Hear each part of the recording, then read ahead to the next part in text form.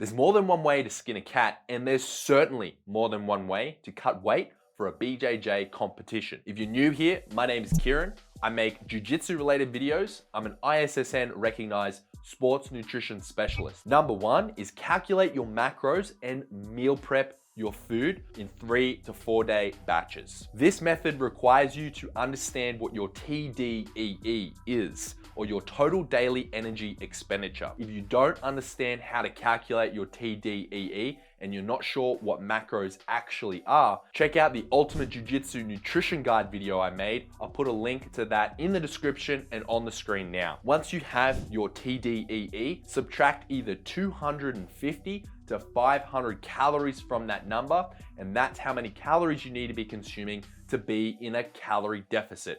From there, following the steps in the Ultimate Nutrition Guide video, you can calculate your macros. Once you have those, you then can generate a nutrition plan. I recommend utilizing an app called MyFitnessPal to do just that. Simply meal prep that food out for 3 to 4 days in advance and only eat what is on that nutrition plan. Method number two is if it fits your macros style approach. If it fits your macros is a very common term and a common dieting method in the bodybuilding world, but we can apply the exact same principles here for jiu-jitsu specifically. It requires you to understand the exact same process in step one, being calculate your TDEE. From there, you can calculate your calorie deficit and then calculate your macros. Except you're not going to meal prep out for a week, you're simply going to log your food as you go. Now, there are pros and cons for this method.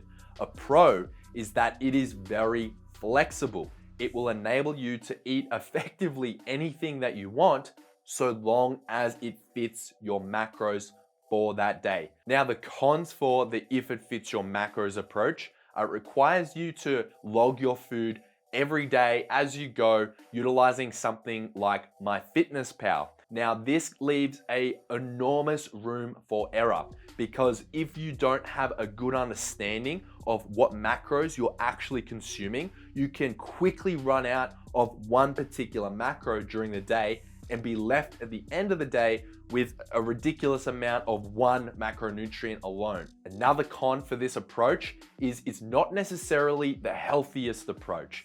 That being that unless you have professional oversight on what food you're selecting, you may be lower or deficient in some micronutrients and even something like fiber. So just be aware, just because it enables you to cut weight doesn't mean that it's healthy. Method number three is just reduce carbohydrate. Now, this method is probably the most common self-reported way people cut weight. The reason that it's so effective is by just cutting out carbohydrate, you're essentially inducing a calorie deficit without having to plan, track, or do any real work to get there. Now, there's obvious pros and cons. The first pro is it's very simple, easy to understand and implement. Anyone can pretty much pick up and run with it. Now, the cons are that if you do this method of just cutting out carbohydrates, which is effectively just not eating things like pasta or eating smaller portions of your carbohydrates, you have no real control over your calorie deficit. You may be in a 200 calorie deficit, or you may be in a 1,000 calorie deficit. This method is also synonymous with depleted energy levels. The reason being, if you're inducing a calorie deficit just from carbohydrate, you could run into something known as glycogen depletion, which basically means that your muscle is not storing enough sugar to support your energy output. Jiu-jitsu training is a very high energy demand sport, and if you're in that preparation phase for a competition, the last thing you want is low energy levels. So simply cutting out all carbohydrate willy-nilly might not be the most scientific or the most strategic approach. However, it is the most simple. Strategy number four is intermittent fasting. Now, a caveat here, intermittent fasting alone will not cause you to lose weight, because it's not necessary to do intermittent fasting during a calorie deficit. What I mean by that is if you are doing intermittent fasting, which for those that don't know, it simply means you're restricting your eating window to something like 6 to 8 hours. So you do a 16-hour fast and an 8-hour feast window. So you're only eating food within that period. If you were to eat 3,000 or 4,000 calories during those 8 hours, and your TDEE is only 2,500 calories, you're going to actually put on weight despite the fact that you're intermittent fasting. Now, the reason that this method is on the list is because, similar to method number 3, if you simply add a 16-hour fasting period and you don't eat until, say, lunchtime, and you eat your normal lunch, have a light snack in the afternoon that you may not normally have, and then have an early dinner, then you will be inducing a calorie deficit without having to plan or program it out.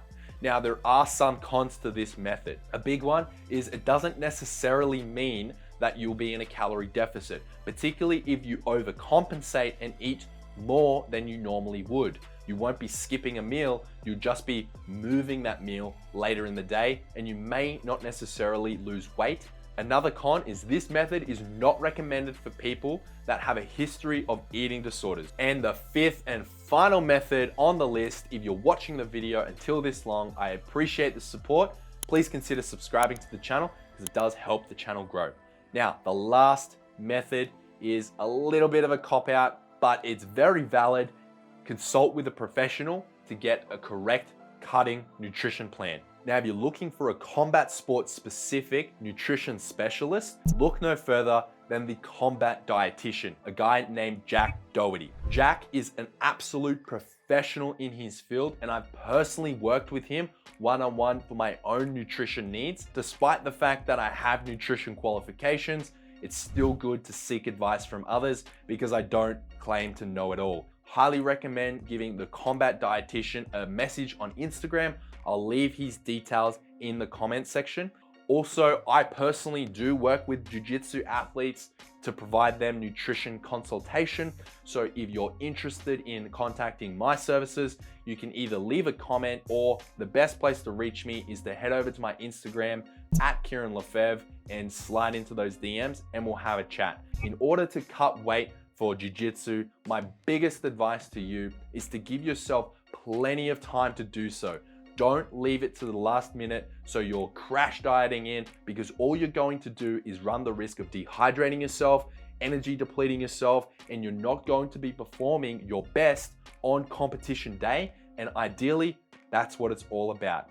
Let me know in the comments what method you've utilized for cutting weight, whether it be for jiu-jitsu, whether it be just because. Let me know how you went, how you felt, and if you would change anything about your approach. And for this video's comment of the week for Jake Goodrich, and Jake says, great vid, love your approach to laying out all the facts and basic theory before getting into the practicalities of it all.